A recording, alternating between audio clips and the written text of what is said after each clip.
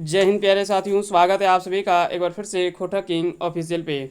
आइए तो आज हम लोग सोंद माटे की छठी कविता आज हम लोग पढ़ने वाले हैं, है ना। हम लोग पांचवी कविता आज हम लोगों ने पिछले क्लास में देखा था। आज हम लोग जो वो छठी कविता इसका पढ़ने वाले हैं, जिसका नाम है आज़ादी गीत। तो आज़ादी के गीत यानी जो हमारी आज़ादी हुई है उसी के ऊपर में एक छोटा सा गीत लिखा गया है ना, यहाँ पे कवि विनोद कुमार जी के द्वारा। आइए तो इस कविता को हम लोग समझते हैं आसान भाषा में। दी है कि सोंध माटी में आपको कुल मिलाकर के यहाँ पे 31 कविता आपको पढ़ना है। उस क्रम में आज हम लोग छठी कविता पढ़ रहे हैं, है ना। चलिए तो एक एक करके सभी चीज़ों को हम लोग समझते हैं। पहले कहते हैं कि लहू से सनाइल लहू से पगाइल, कि लहू से सनाइल यानी रक्त से सना हुआ, लव से पगाइल आज़ादी गीत झकझकायल है।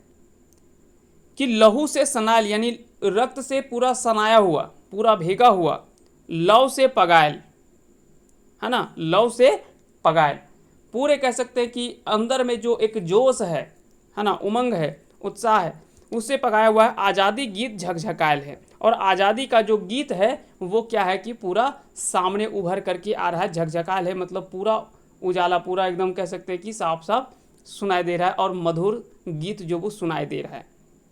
माटी का डामड़ा बलिदान से भरल है, और हमारी जो मातृभूमि वो बलिदानों से भरी हुई है। एकरे पर हमरिन सबके गुमान है, और इसी के ऊपर में हम लोगों को जो वो अपने अंदर में गुमान है, यानी अपने आप में, है ना। यह जो वो अपने आप में हम लोग जो वो अंदर से एक बोल पाते हैं कि हाँ, हमारी मातृभूमि के लिए हम लोगों ने इतना मेहनत किया है, इतना तपस्या किया है, तब हमें जो वो जा करके आज़ादी मिली है। आज़ादी कोई हमें भीख में नहीं मिली है ना। आज़ादी हमने छीन करके लिया है, उसके लिए कई सारे बलिदानों की आहुति दी है ना, कई सारे बलिदान दिए हैं, उसके बाद में हमें जो वो आज़ादी मिली है। तो वही यहाँ पे कवि कहते हैं कि लहू से सनायल लहू से पगायल आज़ादी गीत झकझकायल है। माटी के डमड़ा बलिदान से भरल, एकरे पर हमरिन सबके गुमान है। चलिए आगे समझते हैं। आगे दिए है कि पैत बच्छर 15 अगस्तें तिरंगा लहरा है। कि हर वर्ष आप सभी को पता है कि 15 अगस्त 1947 को हमारा देश जब आज़ाद होता है, उसके बाद में हर वर्ष हम लोग 15 अगस्त को स्वतंत्रता दिवस के रूप में मनाते हैं, जबकि 26 जनवरी को गणतंत्र दिवस के रूप में हम लोग जो वो हर वर्ष मनाते हैं। तो आइए आगे हम लोग समझते हैं। बोलते हैं कि पैत बच्छर 15 अगस्तें तिरंगा लहरा है, छाती हमर चाकर मूड हमर ऊंचा देखा है।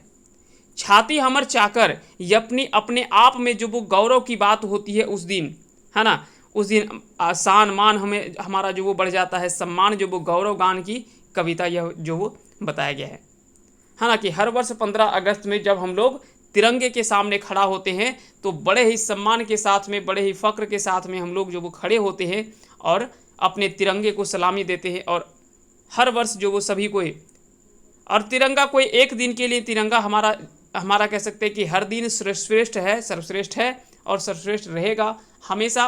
उसे जो वो कभी झुकने नहीं देंगे, ये हमारा कर्तव्य होना चाहिए, ये हर भारतीय का कर्तव्य होना चाहिए। और निष्ठापूर्वक इसी प्रकार से जिस तरह से आज झंडा जो वो हाँ तिरंगा हम लोगों का लहरा रहा है, उसी तरह से हमेशा लहराते रहे। आगे बोलते हैं कि एके झंडा खेंटे ठाड़ सोब सहिया बन जा है, एकरे में हमने सबके गुमान है। अब देखिए, जब हम लोग 15 अगस्त को स्वतंत्रता दिवस के रूप में जब मनाते हैं तो वहाँ पे एक ही तिरंगा के नीचे हम लोग सभी धर्म के लोग, सभी संप्रदाय के लोग, सभी कोई हम लोग वहाँ पे रहते हैं। वहाँ पे ये नहीं देखा जाता कि कौन अमीर है, कौन गरीब है, कौन किस धर्म का है, कौन किस संप्रदाय का है। तो वहाँ पे एक तिरंगे के नीचे सभी को एक साथ जमा हो पाते हैं और सबको इस समानता के साथ में। और यही तो सबसे बड़ी खूबसूरती है हमारे देश की, कि अनेकता में एकता हमें देखने को मिलता है अपने देश में। और जहाँ पे एक तिरंगे के नीचे हम लोग सभी को सहिया बन जाए, मतलब सभी को एक साथी मिल करके, सभी साथी बन करके एक साथ हम लोग झंडा जो वो फहराते हैं और हंसी खुशी पूरा अपने देश में पूरा आनंद पूर्वक उस दिन जो वो पूरा लहराते हैं। और हर तरफ जो वो हमारा तिरंगा जो वो लहराता हुआ दिखाई देता है उस दिन। तो हमारा प्रयास होना चाहिए कि वो केवल 15 अगस्त नहीं, हमारा हर दिन, हर दिवस जो वो होना चाहिए वो स्वतंत्रता दिवस के रूप में होना चाहिए। और उन सभी वीर शहीदों की है ना, उन सभी वीर शहीदों के बारे में कभी हमें भूलना नहीं चाहिए कि उन्होंने किस तरह से मेहनत करके, है ना, अपने जान को त्याग करके और अपने देश की रक्षा की है। इसके लिए हमें कभी उनकी बलिदानों को नहीं भूलना चाहिए, उनके समर्पण को कभी भूलना नहीं चाहिए। उम्मीद करते हैं कि ये सारी चीज़ें आपको अच्छे से समझ में आ गया होगा। ये छोटी सी कविता थी, लेकिन बहुत कुछ इस कविता में लिखा हुआ है। अगर आप भाव के साथ में समझेंगे तो बहुत कुछ निकल करके आता है इस कविता में।